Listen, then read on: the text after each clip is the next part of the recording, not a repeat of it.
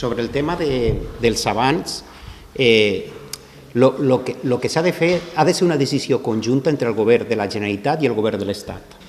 I ho dic així perquè l'operador és Renfe, però l'operador està contratat realment per el govern de la Generalitat. I llavors sí que és veritat que hem vist per la premsa que ha hagut un acord pressupostari.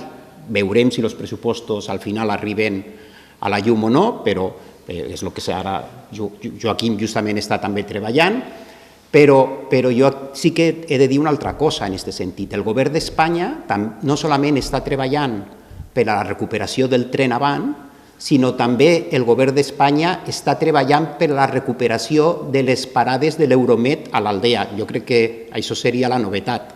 Aquestes parades que teníem de l'Euromed a l'Aldea també ho està treballant el govern d'Espanya, però això fructificarà si hi ha un acord entre la Generalitat de Catalunya i el govern d'Espanya. Ha de ser una decisió conjunta, perquè justament quan parlem d'Euromed estem parlant d'un servei comercial, d'acord? Si hi ha un